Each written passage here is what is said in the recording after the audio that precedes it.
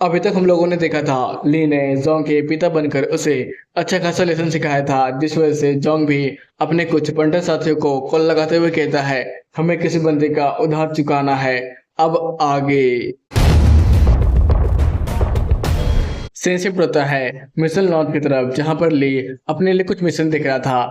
तभी रिसेप्शनिस्ट वहां पर आते हुए कहता है सर, आप बोर्ड को काफी देर से घूर रहे हैं, आपको क्या मेरी कुछ मदद चाहिए? यह सुनकर ली थी उसकी तरफ मुड़ते हुए कहता है हाँ हाँ, मुझे मदद चाहिए ना। मैं एक ई रैंक का अवेकनर हूँ, इसलिए मुझे बताइए मेरे लिए किस तरह का मिशन सुटेबल होगा। ये सुनकर तो बाकी के लोग उस पर हंसने लगते हैं और कहते हैं एक ई रैंक का कचरा इस मिशन लॉन्च पर क्या कर रहा है, उसे क्या अपनी औकात पता नहीं है? हाँ यार, ये जगह पर कर क्या रहा है? जैसे लो रैंक के अवेकनर को तो बस हम चुनते हैं, ये क्या हमें नीचे दिखाना चाहता है? लगता है ये हमारे हाथों ही मरने वाला है। ये सुनकर तो बाकी के लोग उसे देखकर हंसने लगते हैं और कहते हैं लगता है यहाँ पर कुछ तमाशा होने वाला है, देखने में तो काफी ज्यादा मजा आएगा। तभी पीछे वाला बंदा कहता है आखिरकार एक ई रैंक के कचरे की हिम्मत भी कैसे हुई इस मिशन लॉन्च पर आने की, उसे मुझे सबक सिखाने दो, हटो वहां से। फिर इसे अपने सबको शांत करते हुए कहता है सर प्लीज बाहर जाकर इंतजार कीजिए, ये आप लोगों की जगह नहीं है। ये सुनकर बाकी के लोग भी कहने लगते हैं हाँ हाँ, आखिरकार एक कचड़े की हिम्मत भी कैसे हुई यहाँ पर घुसने की? हाँ, कचड़े की जगह तो बस कचड़े में होती है, इसे यहाँ से बाहर करो। तभी उसके फोन में एक मैसेज आता है कि उसका बैंक अकाउंट पूरी तरह से खाली हो चुका है। ये देखकर तो हमारा ली अपने मन ही मन सोचता है कि साले LGBTQ वाले ग्रुप के लोग सालों ने एक भी रुपया मेरे बैंक अकाउंट में नहीं छोड़ा। अब बस एक ही टारगेट है, मुझे जल्दी जल्दी मिशन कर कर और भी ज्यादा स्ट्रॉन्ग बनाना है और कुछ पैसे भी कमाने होंगे। तभी कोई मिशन लॉन्च पर एंटर करता है, जिसके पास प्रेशर मात्र से ही सभी हंटर्स कांप उठते हैं और आपस में बात करने लगते हैं आखिरकार इतना इंटेंस प्रेशर किसका है? ये प्रेशर पक्का एक बी रैंक के अवेकनर का है, लेकिन एक बी रैंक का अवेकनर यहाँ पर क्या कर रहा है? इसके प्रेशर की मात्रा से तो मैं अपना एक पैर भी नहीं हिला पा रहा हूँ, मुझे भी समझ में नहीं आ रहा है आखिरकार बी रैंक का अवेकनर यहाँ पर कर क्या रहा है। इधर बी रैंक की अवेकनर एक लड़की थी जो कि उनके बीच से गुजर रही थी। यह देखकर ली हमारा अपने मन ही में सोच रहा था ये लड़की देखने में तो काफी ज्यादा ही अमीर लग रही है, लेकिन इसके अंदर से कोई भी किलिंग इंटेंट बाहर नहीं निकल रहा है। खैर कि अवकिर के पास ऐसा टैलेंट होता है कि वो अपने किलिंग इंटेंट को भी छुपा सकते हैं, लेकिन ये लड़की यहाँ पर आई है तो आई किस लिए है? तभी उनका साथी कहने लगता है हम लोग एक डी क्लास के मिशन में जाने वाले हैं बीस्ट अबायस, हम लोग एक डी रैंक के अवेकनर को ढूंढ रहे हैं जो कि वहां पर माइनर के तौर पर काम कर सके। क्या तुम में से वहां पर कोई जाना चाहता है? इधर सब लोग एक ही बात सोच रहे थे, ये तो बस एक ई रैंक का अवेकनर है ना, तो ये बी रैंक के प्रेशर से अभी तक दवा क्यों नहीं? मुझे खुद लग रहा था कि मैं तुरंत घुटने पर आ जाऊं, मैं सांसें फूलने लगा था, लेकिन ये बंदा तो धीरे धीरे करके आगे बढ़ रहा था। आखिर ये है कौन? ये सब देखकर हमारे लिए अपने मन ही मन सोच रहा था लगता है कोई भी सामने नहीं आने वाला है, अब मेरी बारी है, ये बोलकर वो उनकी तरफ आगे बढ़ रहा था। इधर तो एक माइनर को आगे बढ़ता हुआ देखकर वो लड़की अपने मन ही में सोच रही थी ये तो एक ई रैंक का अवेकनर है ना, तो ये मेरे प्रेशर से अभी तक दवा क्यों नहीं है? तभी असिस्टेंट वहां पर आते हुए कह रहा था मैम प्लीज शांत हो जाइए, मैं आपको जल्द ही एक एवन में ले जाता हूँ, वहां पर आपको डी रैंक के बहुत सारे अवेकनर मिल जाएंगे जो आपकी इसमें काम में मदद कर सकते हैं, प्लीज मैम मेरे साथ आइए। फिर क्वीन मैनेजर कहती है नहीं नहीं, इसे कोई भी जरूरत नहीं है, मुझे ये बंदा चाहिए।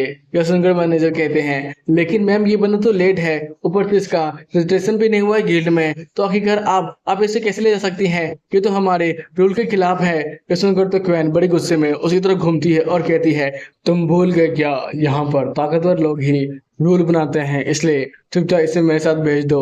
ये सुनकर तो वो बंदा काफी डर जाता है और कहता है हाँ हाँ मिस क्वेंगली प्लीज प्लीज से ले जाइए। फिर वो अपने मन में सोचा था ये तो पहली बार है जब मिस क्वेन किसी को जीत कर अपने साथ ले गई हो, आखिरकार इस माइनर में ऐसी क्या ही खास बात है। शिफ्ट होता है मेंटोर के डंजन में, जहां पर सब लोग आराम से आगे बढ़ते हुए जा रहे थे।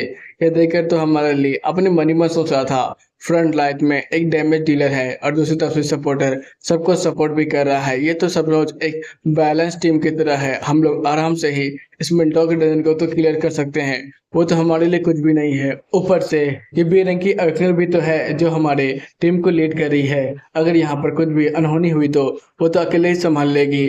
फिर वो अपने शेडो आई का लेवल 2 का इस्तेमाल करते हुए पूरे डंजन को देखने लगता है। तब उसे पता चलता है गहराई में अभी भी बहुत सारे मेंटर मॉन्स्टर हैं। ये देखकर वो अपने मन ही मन सोचता है आखिरकार यहाँ पर चल क्या रहा है कि सबको कुछ भी सेंस नहीं हो रहा है। तभी से लॉर्ड सामने आते हुए कहता है बच्चे, तुम्हारी शेडो आई की देखने की ताकत इन कचड़ों के तो सेंस करने से भी ज्यादा अच्छा है। फिरली अपने मन ही में सोच रहा था, लेकिन ऐसा कैसे हो सकता है? हमारे साथ तो एक बी रैंक का अवेकनर भी है, कहीं वो ये सब जानती हो लेकिन ये सब छुपा रही हो, ऐसा भी तो हो सकता है। तभी उनका एक साथी कहता है, मैम, हमारे इंटेलिजेंस के अनुसार आप जिस क्रिस्टल बैंक को ढूंढना चाहती है ये आगे है, क्या आप वहां पर जाना चाहेंगे? यह सुनकर क्वैन तो थी आगे बढ़ते हुए कहती है, माइनर, तुम मेरे साथ आओ। इधर ली उसके साथ चलते हुए अपने मन ही मन सोच रहा था, व्हाट द हेल, ये क्या चल रहा है? क्या इस औरत को नहीं पता आगे कितना तक खतरा है? तो ये फिर एक माइनर को अपने साथ कैसे ले जा सकती है? क्या फिर इस औरत को ये पता हो, लेकिन इसे कोई फर्क नहीं पड़ता है कि यहाँ पर एक माइनर मारा जाए या फिर इसका टीममेट? या फिर ऐसा भी हो सकता है कि इस बी रैंक के अवेकनर के पास इतनी ताकत है कि ये अकेले ही उन सारे मेंटर मास्टर को खत्म कर कर अपने सारे टीममेट का जान बचा सकती है। फिर वो लोग चलते चलते एक खाई के पास पहुंच जाते हैं, जहां से क्वेन और ली सीधे छलांग मारकर नीचे की ओर जाने लगते हैं। तभी उनके पीछे से उनका एक बॉडीगार्ड कहता है, मिस, थोड़ा ध्यान से जाइएगा। इधर हम लोग ली को देखते हैं, जो कि जैसे ही सामने की ओर देखता है वहां पर काफी बड़ा एक मेंटल मॉन्स्टर उसी के सामने खड़ा था। इधर वो क्वेन की तरफ देखते हुए अपने मन ही मन सोच रहा था, चलो फाइनली एक बी रैंक के अवेकनर की ताकत अब देखने को मिलेगा। इधर हम लोग क्वेन को देखते हैं, जो कि अपनी तलवार को बाहर निकालकर उस मेंटर मास्टर के सामने खड़ी हो जाती है और अंदर ही अंदर थोड़ी शर्मा रहे थे। फिर वो ली के पीछे जाते हुए कहती है, माइनर, तुम आगे बढ़ो, मैं तुम्हें पीछे से कवर दूंगी। ये सुनकर तो ली चौंकते हुए कहता है, अरे मैं तो बस एक माइनर हूँ, तो मैं ऐसे लड़ कैसे सकता हूँ? इधर क्वेन बेचारी काफी ज्यादा शर्मा रही थी और उसके सामने झुकते हुए कहती है, मुझे नहीं पता तुम कैसे करने वाले हो, लेकिन प्लीज प्लीज मेरी जान बचा लो। ये सुनकर ली कहता है, अरे यार, तुम एक बी रैंक की अवेकनर हो, तुम तो आराम से ही इस मेंटो जैसे मास्टर को मार गिरा सकती हो। और भला मैं तो ठहरा बस एक ए रैंक का अवेकनर, तो मैं इसे कैसे हैंडल करूंगा?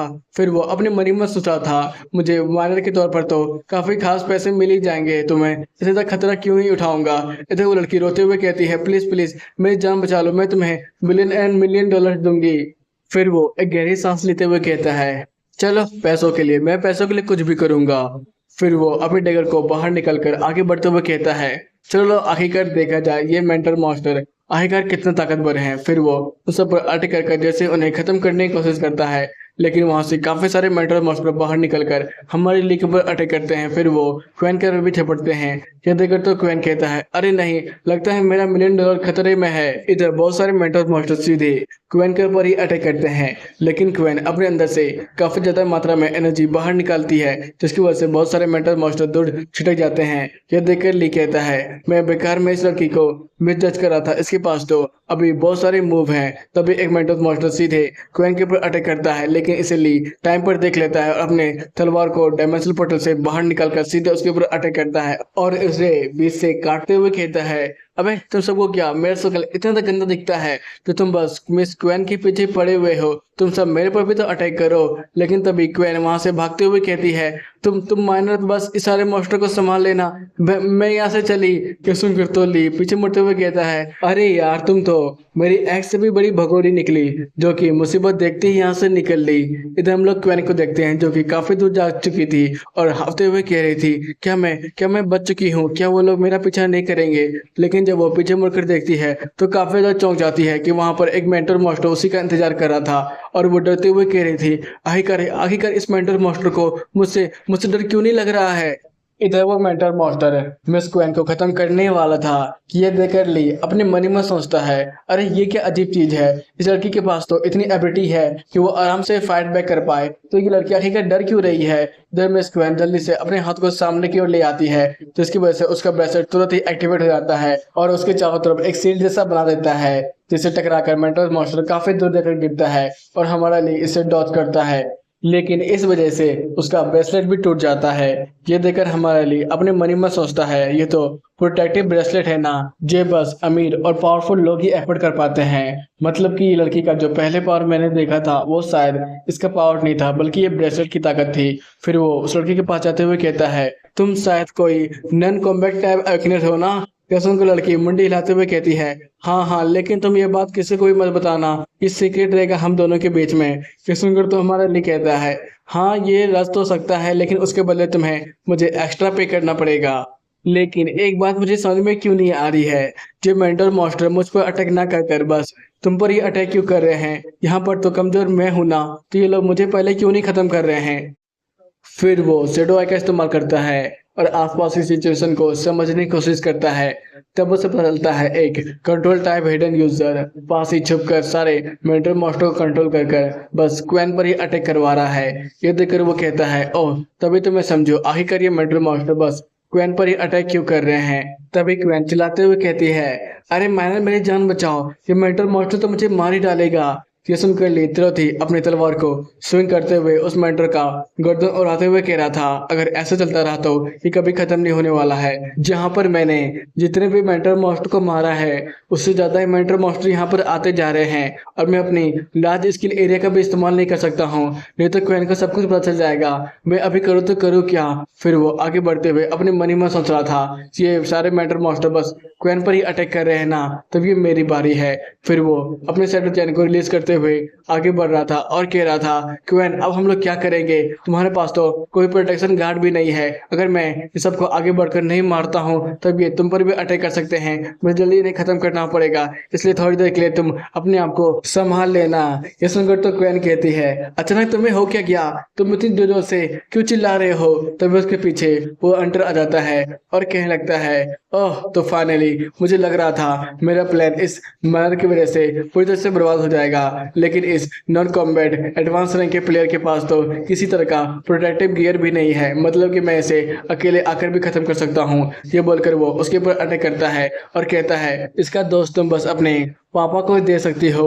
लेकिन तभी हमारा ली तो ही आते हुए अपने एक ही स्लाइस से उसके पूरे हाथ को उड़ाते हुए कह रहा था, ओह तो ये तू था क्या जिसने इंट्रासोल्ट साउंड का इस्तेमाल कर मेंटरों के दिमाग को काबू कर कर क्वेन के ऊपर बार बार अटैक करवा रहा था? ये सुनकर तो क्वेन कहती है, डीन आप? इधर तो डीन हंसते हुए कह रहा था, ओहो मैंने लगता है गलती कर दी, मैं कुछ ज्यादा केयरलेस था, लेकिन कोई बात नहीं, मैं अभी भी जीत के लिए पूरी तरह से तैयार हूँ। ये बोलकर वो आसपास के सारे मेंटर के अंदर से एनर्जी को अपने अंदर एब्जॉर्ब करते हुए हंसते हुए कह रहा था, अब तुम्हें दिखाने की बारी आ चुकी है, आखिरकार एक कंट्रोल टाइप यूजर क्या कर सकता है। ये देखकर तो ली कहता है, अचानक इस डी रैंक के अवेकनर से सी रैंक के अवेकनर का ऑरा क्यों बाहर निकल रहा है? ये सुनकर क्वेन कहती है, मुझे लगता है इस दिन ने पूरे बेसमैन के लाइफ फोर्स को ही एब्जॉर्ब कर लिया है, बस अपनी ताकत को बढ़ाने के लिए। और पीछे तो काफी ज्यादा लावा है, लगता है ये सीरेंग के लावा मेंटर को कंट्रोल करने की कोशिश कर रहा है। ये सुनकर तो ली अपने मन ही में सोचता है, क्या एक डी रैंक के अवेकनर तुरंत ही सी रैंक के अवेकनर में बदल गया? फिर वो अपने मन ही में सोचता है, ये तो मेरे चीट से भी ज्यादा ओवर पावर्ड नहीं है। इधर हम लोग सी रैंक के लावा मेंटर को देखते हैं जो बड़ी तेजी से हमारे लीग पर अटैक करने की कोशिश करता है, इसलिए अपने आप को डिफेंस कर रहा था एक शील्ड की मदद से, लेकिन लाव मेंटर के एक ही अटैक से पूरा शील्ड डिस्ट्रॉय हो जाता है। ये देखकर वो अपने मन में सोचता है, सचमुच सी रैंक के लाव मेंटर की ताकत तो कुछ ज्यादा ही कमाल की है, इसने बस एक ही पंच में मेरे पूरे शील्ड को तोड़ दिया, अगर ऐसा चलता रहा तब तो मैं इसे कभी भी हरा नहीं पाऊंगा। लेकिन उसके लावा की वजह से हमारे लिए भी काफी ज्यादा घायल था। ये देखकर क्वेन कहती है, तुम तो घायल हो चुके हो। तभी ली उसके हाथ को पकड़ते हुए कहता है, अभी ऐसा बात करने का वक्त नहीं है, अगर हम लोग जल्दी यहाँ से नहीं निकले तो शायद हम दोनों ही यहाँ पर मारे जाएंगे। फिर ली उसके सामने से ही वहां से निकलने लगता है और उसे अपने सेटों में पूरी तरह से फंसा देता है। ये देखकर तो क्वेन कहती है, क्या तुम्हारे पास भी क्या किसी तरह का कंट्रोल टाइप एबिलिटी है? आखिर तुमने लावा मास्टर को कैसे रोका? इधर ली उसे पकड़कर वहां से निकालते हुए कहता है, मैं ज्यादा देर तक इस लावा मेंटर को यहाँ पर रोक नहीं सकता हूँ, इसलिए तुम मेरी बात मानो और जल्दी बिना पीछे देखे हुए इस डंजन के बाहर की तरफ भागो। ये सुनकर क्वेन कहती है, लेकिन क्या तुम मेरे साथ नहीं आने वाले हो? तुम भी मेरे साथ चलो ना। ये सुनकर ली कहता है, नहीं मैं इसे ज्यादा देर तक होल्ड बैक नहीं कर सकता हूँ, अगर तुम सही समय पर यहाँ से नहीं निकले तो शायद मैं तुम्हें बाद में नहीं बचा पाऊंगा। ये सुनकर लड़की कहती है, माइनर फिर भी मेरे साथ चलो। इधर लैंड जिसे मुस्कुरा कर देखता है और कहता है, पहले तुम कहीं पर छिप जाओ, उसके बाद मैं तुम्हें ढूंढने के लिए आने वाला हूँ। फिर वो अपने मन में सोच रहा था, आखिरकार मैं कैसे अपने $1 मिलियन इन्वेस्टमेंट को ऐसे जाया कर दूं। चलो अब बारी है इस लावा मेंटर मॉन्स्टर की, मैं भी तो देखूं एक सी रैंक का लावा मॉन्स्टर कितना ताकतवर होता है। इधर वो लावा मॉन्स्टर है शेडो एंड से छोड़कर जहां वाली और क्वेन को ढूंढने लगता है और कहता है आखिरकार वो लोग गुफा के किस कोने में जाकर छुप चुके हैं। इधर ली उस लावा मास्टर को इतना ज्यादा बेचैन देकर कहता है अरे यार तुम क्या किसी चीज को इतनी बेचैनी से ढूंढ रहे हो। ये सुनकर तो तुरंत ही लावा मास्टर उसकी तरफ अटैक करते हुए कहता है आखिरकार कहाँ है क्वेन बास्टर तुमने कहाँ रखा है क्वेन। फिर वो उसके ऊपर अटैक करता है लेकिन ली उससे आराम से डच करते हुए कहता है तुम ही सोच कर देख आखिरकार मैंने उसे कहाँ छुपाया होगा।